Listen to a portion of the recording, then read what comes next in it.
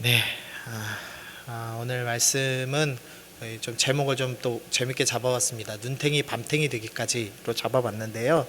다행히 비속어는 아닙니다. 비속어는 아닌데 조금 사실 이 제목을 정하기가 좀 쉽지 않았습니다. 저희 집사람은 말리더라고요. 이거 괜히 잘못 정하면 이상하다.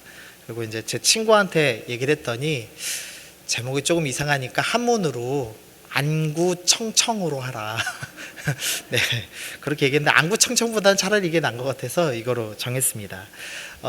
사실 이제 오늘 설교하고 싶은 거는 본문 내용과 상관없는 이 선지자의 순종에 관해서 좀 다루고 싶은데, 그래도 본문 내용을 간단하게라도 좀 언급을 안 하면 나중에 좀 헷갈리실 것 같아서 간단하게만 좀 설명을 하겠습니다. 20장 1절에 보면은 아람 왕 베나닷이 그의 군대를 다 모았습니다. 그리고 사마리아를 에워쌌습니다. 그러니까 포위 공격을 시작한 겁니다.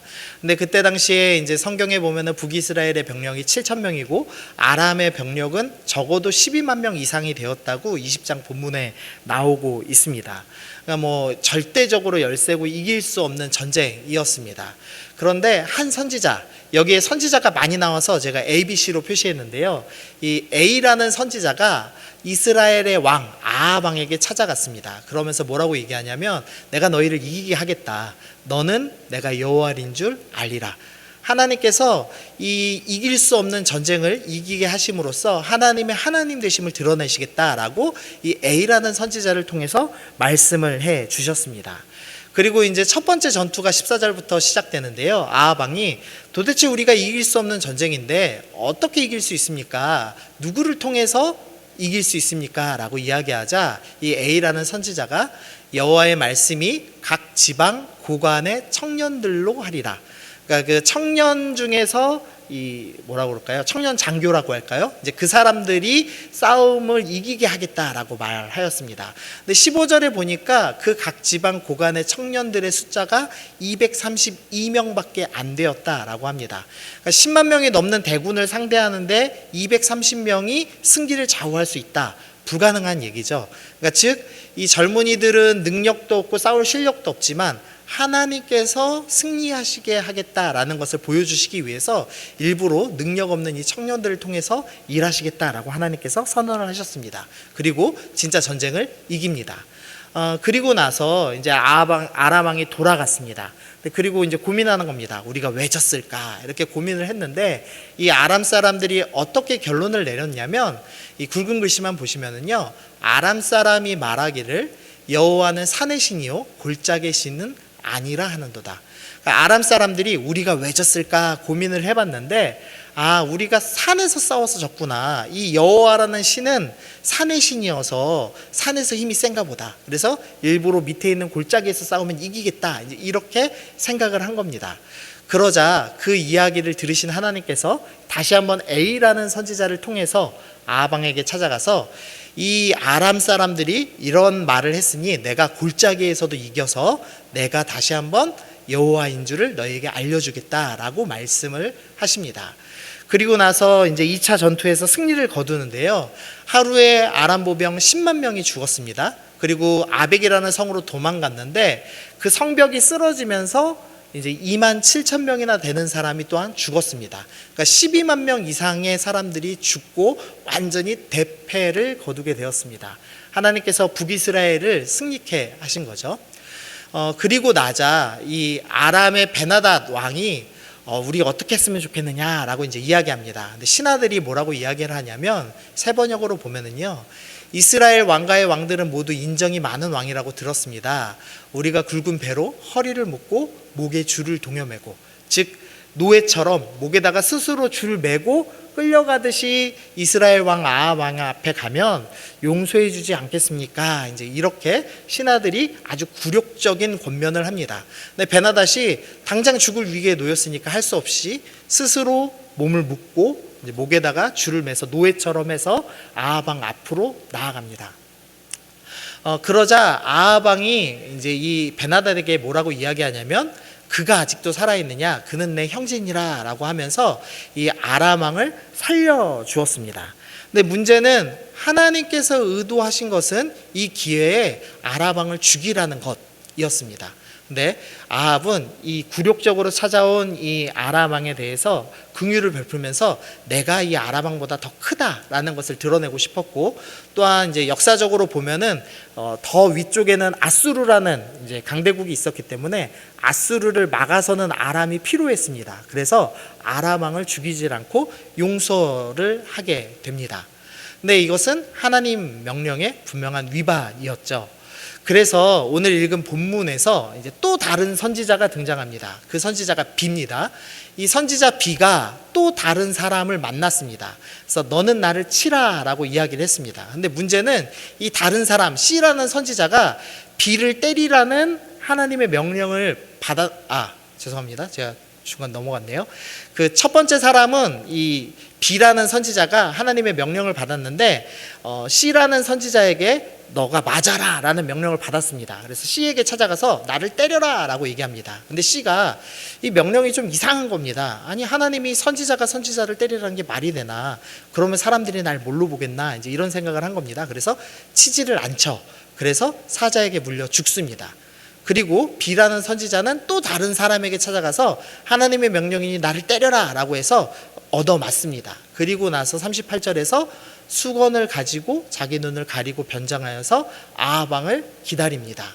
그리고 아합 왕이 지나갈 때 이 선지자 B가 소리를 질러서 왕에게 부르면서 이제 이야기를 하죠. 예화를 하나 듭니다. 내가 어떤 사람을 지키라고 서로 이야기를 하고 만약 못 지키면 은 한 달란트 약 3,000일의 임금, 그러니까 한 10년치 임금을 대신 내거나 이 사람을 잘 지키거나 이렇게 계약을 맺었는데 제가 지키지를 못했습니다. 어떻게 해야 합니까? 라고 하자 이 아합 왕이 네가 결정한 것이니까 은 달란트를 다 내라 이렇게 얘기를 하죠. 그러니까 이제 선지자 B가 네가 한 말 그대로 너도 아합 왕을 맡겼는데 아합 왕을 죽이지 않았으니 네 목숨으로 그 아람 왕의 목숨을 대신해라. 이제 뭐 이런 좀 복잡한 스토리를 갖고 있습니다. 한 번쯤은 들어보셨죠? 네, 들어보셨는데 오늘은 이 비에 대한 이야기를 좀 해보려고 합니다. 먼저 좀 예화를 좀 들면은요, 제가 코로나 이후에 2021년도 1월 달에 이 전국에 있는 700명의 기독 청년들에게 한 설문조사를 봤습니다. 기독 청년들입니다. 코로나 이후에 예배 참석과 교인들과의 교제가 어떻게 됐습니까? 라고 물어봤는데 50%가 감소했습니다. 예배를 참석하지 않게 되었습니다. 교인들과 교제도 감소했습니다. 라고 답했습니다. 그리고 기도와 성경 읽는 시간도 30% 정도가 줄었습니다. 라고 이야기를 했습니다. 그리고 중요한 질문을 하나 했는데요. 10년 후에 당신은 교회를 다닐 것 같습니까? 라고 기독 청년들 700명에게 질문했는데 50%만 다닐 것 같다라고 대답을 했습니다. 그럼 나머지 50%는 안 다닐 것 같다고 대답을 한 겁니다. 그래서 40%는 믿지만 교회를 안 나갈 것 같다, 10%는 아예 신앙을 잃어버릴 것 같다라고 스스로 답을 했습니다. 또 SBS에서 설문조사를 했는데요, 일반 국민 1000명을 대상으로 교회 신뢰도를 평가했습니다. 그런데 한국 교회를 약간이라도 신뢰한다, 그러니까 많이 신뢰한다가 아니라 약간이라도 신뢰한다가 21%입니다. 근데 21% 중에 기독교인이 70%가 답을 한 겁니다. 그러니까 기독교인의 70%는 교회를 신뢰한다고 답을 했고 비기독교인의 9%만 교회를 신뢰한다고 답했습니다. 그러면 기독교인 중에 30%는 한국 교회를 신뢰하지 않습니다. 그리고 비기독교인의 91%는 한국 교회를 신뢰하지 않고 있다라는 설문 결과가 나왔습니다. 그래서 결론으로 보면 이렇습니다. 비기독교인의 91%는 교회를 신뢰하지 않고 기독교인의 30%는 교회를 신뢰하지 않고 기독 청년의 50%는 신앙을 버리거나 교회를 다니지 않겠다고 답을 했습니다. 이게 코로나 이후에 한 조사의 결과입니다. 한국 교회가 어렵다 말만 했지만 생각보다 심각한 상태에 있습니다. 그러니까 교인조차도 교회를 신뢰하지 않고 있고 청년의 50%는 교회를 안 다닐 것 같다고 답을 하고 있는 상황이고 전도를 해야 될 비기독교인의 91%가 나는 교회를 신뢰하지 않습니다. 그러니까 다니겠습니다, 안 다니겠습니다의 수준이 아니라 이 교회 놈들은 믿을 수 없습니다 라고 얘기하는 사람들이 91%나 되는 비참한 상황에 처해 있는 겁니다. 그래서 이 결과를 듣고 나서 이제 마음이 되게 어려웠습니다. 이제 어떻게 해야 되죠, 주님? 제가 이 어려운 시기에 어떻게 행해야 되고 한국 교회가 어떻게 이 위기를 극복할 수 있습니까? 라는 이제 고민 그리고 기도가 나왔습니다. 근데 그때 하나님께서 저에게 생각나게 하신 말씀이 오늘 본문이었습니다. 이스라엘 역사를 잘 생각해 보면요, 이스라엘 역사는 늘 철저하게 타락한 역사였습니다. 우리가 보통 이스라엘 생각하면 이스라엘 사람들 말씀 잘 지켰던 사람들이지, 그래도 괜찮은 사람들이 있었지 라고 생각하지만 실제로 역사를 잘 살펴보면 처음부터 끝까지 단 한 번도 제대로 믿은 적이 없었습니다. 이 모세가 출애굽 1년도 안 된 채 3개월 뒤에 시내산으로 올라갔습니다. 그런데 백성이 모세가 산에 내려옴이 더딤을 보고 아론에게 가서 우리를 위하여 우리를 인도할 신을 만들어내라 라고 하면서 금송아지를 만들어내죠. 이 만나와 메추라기를 경험하고 하나님께서 홍해를 가르신 것을 다 봤던 이 민족이 3개월 만에 했던 선택이 뭐냐면 금송아지 만들자라는 것이었습니다. 그러니까 이스라엘 백성은 처음부터 하나님 잘 믿었던 백성이 아니라 처음부터 우상숭배했던 백성이라는 것을 성경이 보여주고 있습니다. 가나안 땅으로 들어갔습니다. 그리고 나서 사사시대의 처음 스토리가 이 사사기 17장부터 21장에 등장하는데요, 두 가지 사건이 나옵니다. 하나는 미가의 신상 사건이 나오는데요, 이 스토리 간략하게 보면은 아들 미가가 어머니의 은을 훔쳤다가 이제 들킵니다. 그래서 어머니가 그 돈으로 신상을 만드는데 이 우상을 만들어 놓고 우상을 섬길 이 제사장이 필요한 겁니다. 그래서 레위인 한 사람에게 월급을 주고 제사장이 되라고 명령했습니다. 근데 원래 성경에는 레위인은 제사장이 될 수 없죠. 그런데 율법이고 뭐고 다 어기고 우상 만들고 레위인으로 제사장을 만들어낸 겁니다. 근데 더 큰 문제는 뭐냐면 단지파라는 12지파 중에 한 지파가 이 신상과 레위인을 봤더니 꽤 영험해 보이는 겁니다. 그래서 훔쳐가는 사건이 사사기 17장과 18장에 등장을 합니다. 근데 문제는 이 레위인이 어떤 사람인지를 마지막에 밝히는데요, 단자손이 자기를 위하여 그 새긴 신상을 세웠고, 우리 이 굵은 글씨만 읽어보겠습니다. 시작. 모세의 손자요.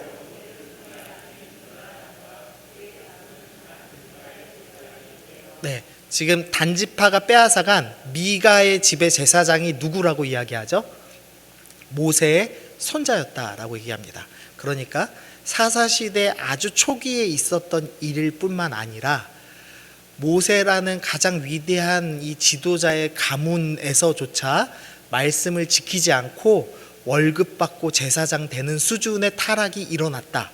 그러니까 사사시대 처음부터 심각한 종교적인 타락이 일어났다라는 것을 고발하는 것이 이 17장과 18장 사건입니다. 그 다음 사건은 더 비참합니다. 이번에는 레위인이 첩이 있습니다. 부인 둘입니다. 그것만 해도 심각한데 이 첩이 행음을 하고 자기 집으로 친정으로 도망갔다가 다시 이제 이 레위인 남편과 집으로 돌아옵니다.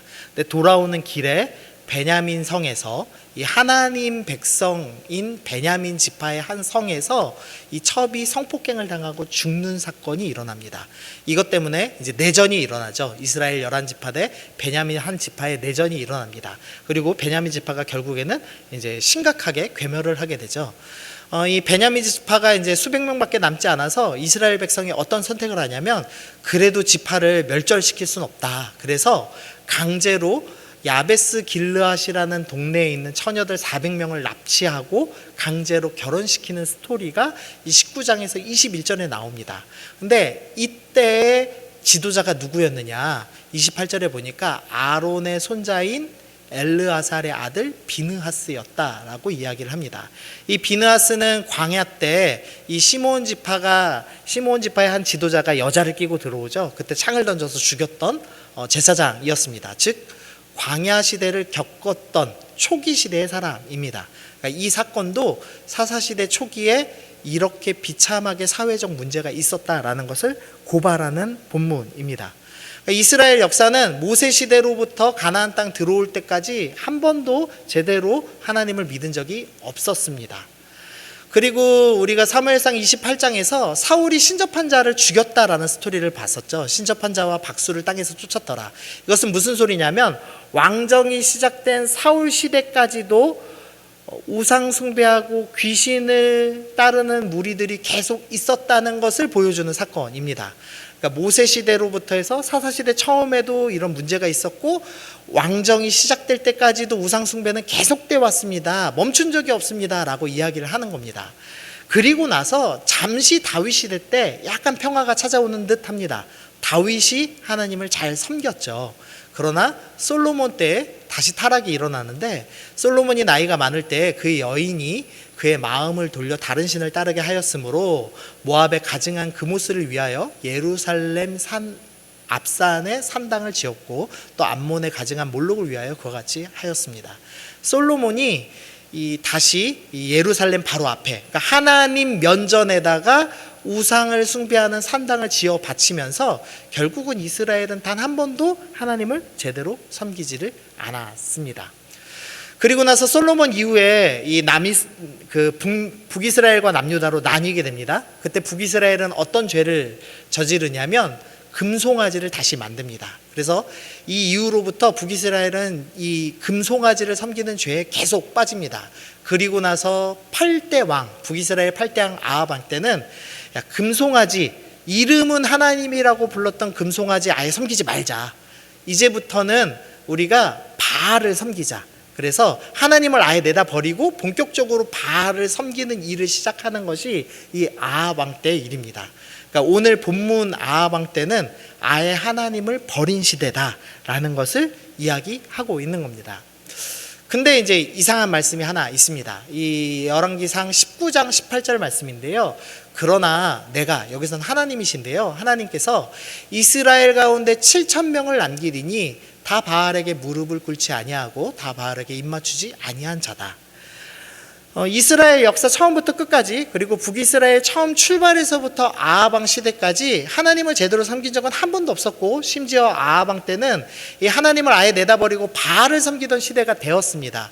그런데도 불구하고 여전히 하나님을 섬기는 사람들이 남아 있어서 세상과 타협하지 않고 바알에게 무릎을 꿇지 않은 7,000명이 남았다라는 스토리가 나오고 있는 겁니다.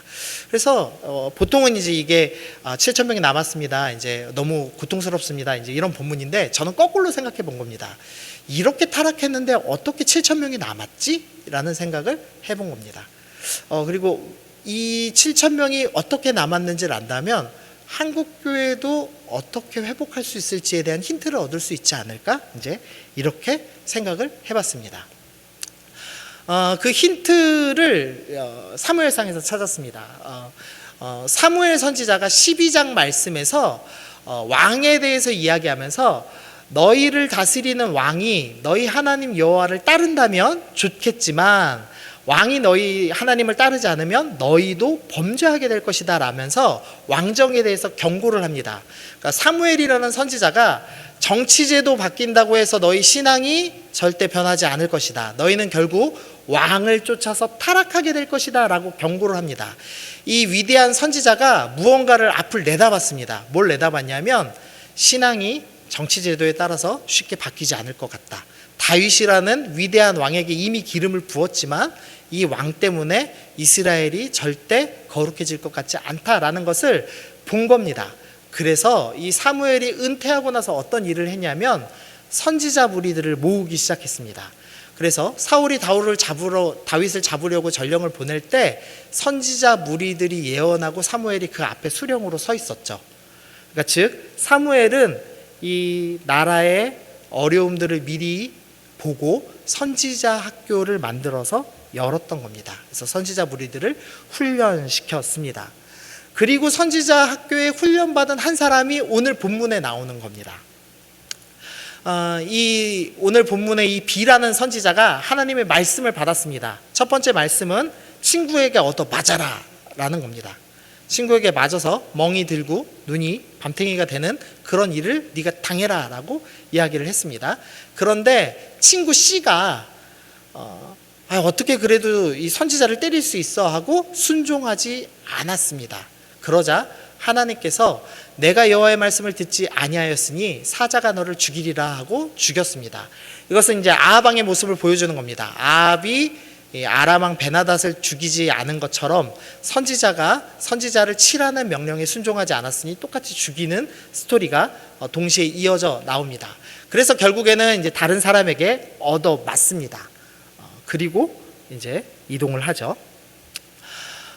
제가 이제 이런 생각을 해봤습니다. 여러분이 선지자 B라면 어떡하시겠습니까? 그러니까 하나님께서 어느 날 명령을 하셨습니다. 정말 힘들게 이 세상에서 아무도 하나님 제대로 믿지 않는 이 세상에서 그래도 나는 11조하고 그래도 나는 교회에 봉사하고 하나님 말씀 나름 순종한다면서 사는 사람인데 하나님께서 너 가서 쳐 맞아라. 그리고 왕 앞에 가서 너 왕 죽을 거야 라고 예언해라 라고 말씀하셨다고 해보시죠. 여러분 어떡하시겠습니까?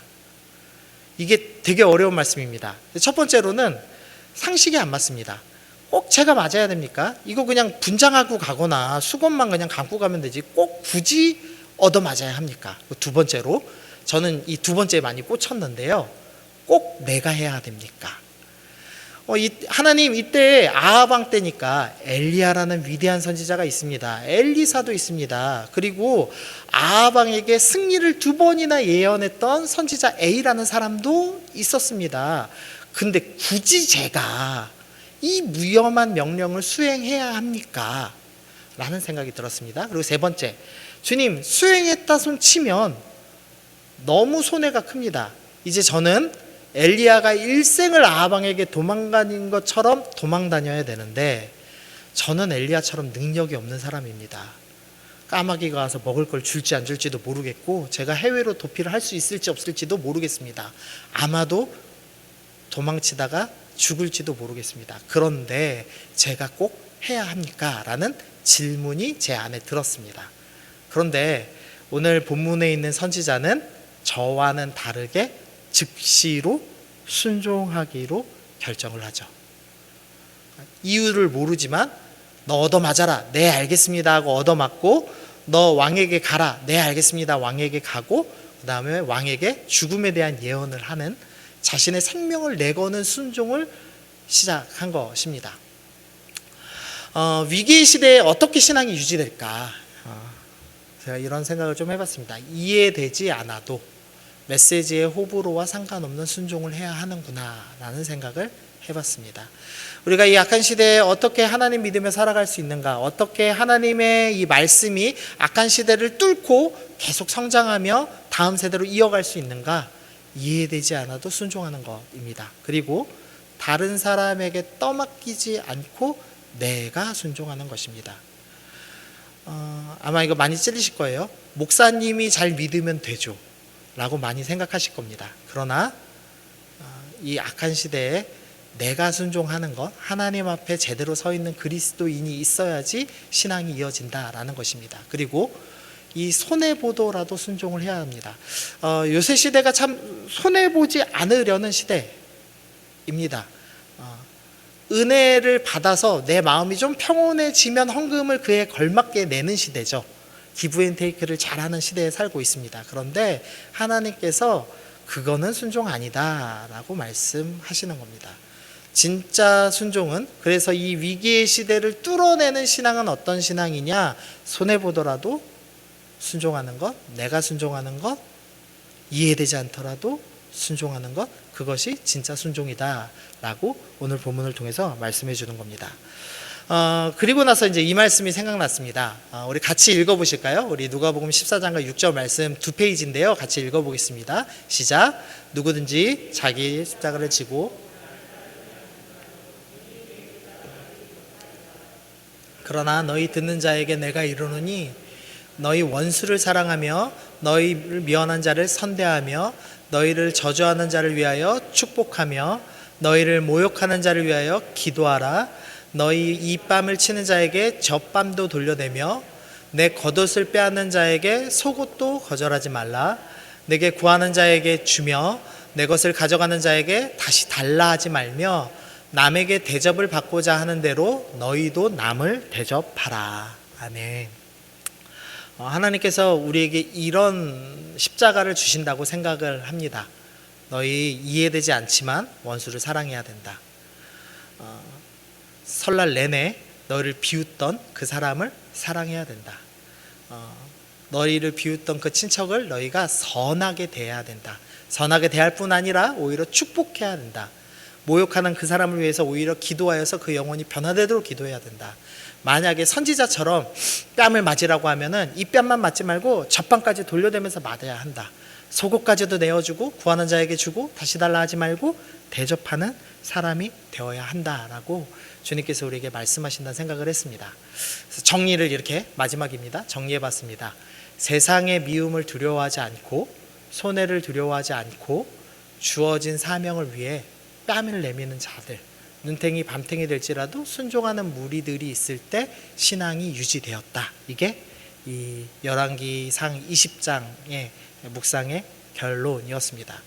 우리가 지금 계속해서 우리 교회가 가장 간절하게 기도하는 것 중에 하나가 다음 세대입니다. 어떻게 하면 이 악한 세대를 뚫어내고 다음 세대가 계속 신앙이 이어질 수 있을 것인가? 가장 악한 북이스라엘 아방 시대까지도 뚫어낸 신앙이 있는데 이 신앙입니다. 세상의 미움을 두려워하지 않고 손해를 두려워하지 않고 사명을 위하여서 눈탱이가 밤탱이 되기로 결정하는 사람들, 그 신앙의 선배들이 서 있을 때 신앙이 유지되어 왔습니다. 저희에게 허락된 사명이 이것이라고 생각합니다. 우리가 먼저 순종하기로 결정할 때 다음 세대가 자라날 것이라고 생각합니다. 제가 이 장교산나교회 처음 왔을 때 좀 놀랐습니다. 목사님이 그 훈련 세다고 이야기는 하셨거든요. 근데 이제 세봤자라고 생각을 했어요. 제가 왜냐하면 선교단체 출신이기 때문에 저희도 꽤 세거든요. 저희 훈련 받으면 한 500만 원, 700만 원 듭니다. 이 강의 받을 때 한 4, 500 내고 전도행 갈 때 한 300만 원 내거든요. 저도 그런 스쿨 2개나 했습니다. 저도 좀 훈련 받았죠. 그리고 간사까지 해서 10몇 년을 제가 훈련 받았으니까 교회가 세면 훈련이 얼마나 세겠어 라고 생각했는데 그 필독도서를 매주 읽히시더라고요. 그리고 말씀 읽을 때 정말 그 시험 마지막에 제자 훈련할 때 시험 보시더라고요. 그래서 시험 못 보면 심지어 탈락시킨다고도 제가 들었는데 저희 교회가 어느 교회보다 훈련 많습니다. 강합니다. 그리고 쉬질 않고 훈련을 시키죠. 사역반 끝나면 순장 되셔야 되고 순장으로 훈련 받으시면서 또 다음 훈련 또 다음 훈련 계속 훈련을 하죠. 이게 다른 교회에서 볼 때는 뭘 그렇게까지 지방에서 김해에서 그렇게 과하게 하냐라고 얘기할 수도 있겠습니다. 그런데 그렇게 하지 않고서는 다음 세대로 신앙이 전수될 수 없습니다. 시대는 점점 악해지고 있고 비기독교인의 91%는 교회를 신뢰하지 않고 기독 청년들, 예수 믿는 청년들의 50%는 교회 안 가겠습니다라고 선언하는 시대입니다. 그래서 그 정도의 훈련과 헌신과 도전이 필요합니다. 그래서 목사님이 좀 강하게 요구하신다고 생각을 합니다. 불편하시죠? 안 불편하세요? 거뜬하신가요? 다 지원하셨죠? 그러면? 네. 거뜬하지도 않고 되게 힘들 걸 알고 있습니다. 아마 눈탱이 밤탱이 될 만큼 힘드실 걸 압니다. 아마 이 훈련 제대로 받으시느라고 월급이 깎이시는 분도 있고 전출 보내주시는 분들도 있고 쉽지 않을 걸 압니다. 그러나 그럼에도 불구하고 저희 교회가 이렇게 힘든 훈련을 여러분에게 요구하는 이유가 하나 있다면 그래야지만 신앙이 이어지기 때문입니다. 특별히 이 복음화율이 7%도 안 되는 이 경남 지역에서 예수를 믿는 사람을 훈련시키기 위해서는 그 정도의 강도가 필요하기 때문입니다. 제가 좀 무거운 말씀 하나 드릴게요. 제가 경상도 처음 왔습니다. 청년들 상담했죠. 부활을 안 믿는 친구들이 절대 다수로 많습니다. 여러분들 자녀들, 중직자 자녀들 제가 면담했거든요. 예수님은 믿겠는데 부활이 안 믿겨지는 친구가 훨씬 더 많습니다. 천국 못 가겠다고 얘기하는 사람이 훨씬 더 많습니다. 우리 문제가 아니라 이 경남이 복음화율이 너무 떨어지기 때문이겠죠. 쉽지 않은 이 현실 때문이겠죠. 그래서 실제로 여러분 자녀들 중에 대학 가고 교회 안 나오는 친구들 참 많을 거로 알고 있습니다. 쉽지 않은 시대입니다. 그래서 저 정도의 헌신이 필요합니다. 우리가 저렇게 순종하면서 하나님의 살아계심을 단단히 붙들어야지만 다음 세대가 하나님의 계심을 알게 될 것입니다. 그래서 교회가 힘들지만 또 3월 달에 힘든 훈련을 여러분에게 요구할 것입니다. 다음 세대를 위해서 정말 기도하신다면 이 훈련을 감당해내시는 여러분들 되시기를 소원합니다. 권면하시는 여러분 되시기를 소원합니다. 포기하지 않고 말씀을 붙잡고 나아갈 때 반드시 주님께서 역사하실 것입니다.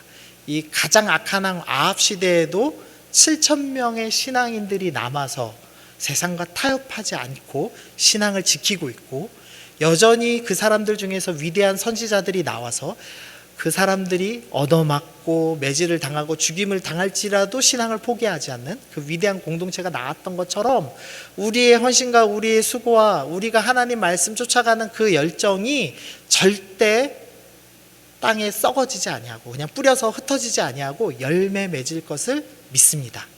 우리 그런 마음으로 우리 2023년도에 다시 한번 하나님, 나 이 교회 훈련받게 보내주신 건 너무 감사합니다. 제가 눈탱이 밤탱이 되더라도 한번 달려보겠습니다. 내가 포기하지 않고 달려서 다음 세대의 신앙 열매 맺는 거 보기 싶습니다. 주님, 새 일을 행하여 주옵소서. 우리 그렇게 소원하고 기도하며 먼저 순종하는 여러분들 되시기를 바랍니다.